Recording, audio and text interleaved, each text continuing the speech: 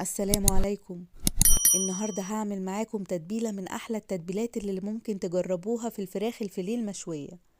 بجد انسي أي طريقة أو أي وصفة كنت بتعمليها في تتبيلة الفراخ، وهسويها معاكم النهاردة في الاير فراير اللي هي القلاية الهوائية، وهقولك لو مش متوفرة عندك هتسويها ازاي.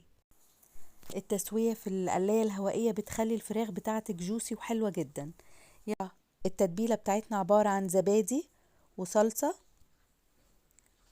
وصويا صوص فاتح او غامق المتوفر عندك، ومعايا هنا دبس رمان، ومعلقة من العسل الابيض. لو مش متوفر عندك عسل ابيض هتستبدليه بمعلقة من السكر.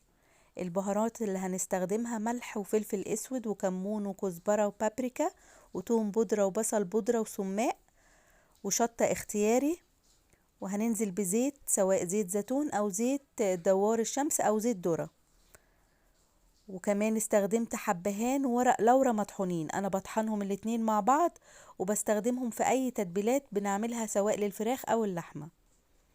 هنا الفراخ زي ما انتم شايفين كده، فتحاها كده زي ما انتم شايفين بالسكينة بنفس الطريقة دي، واهم حاجة تكون الصدور بتاعتنا سميكة عشان تطلع معانا طرية وجوسي من جوه.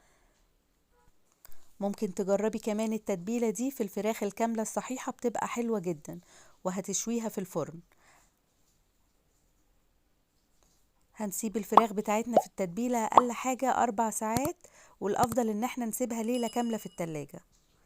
بعد كده هنسخن القلاية بتاعتنا كويس جدا لمدة 10 دقايق.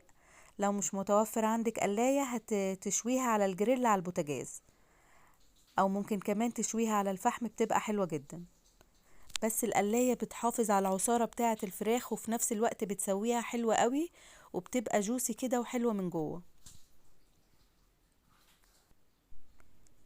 هنا هنظبط درجة الحرارة على 180، وهنظبط الوقت بتاعنا على 25 دقيقة بالظبط.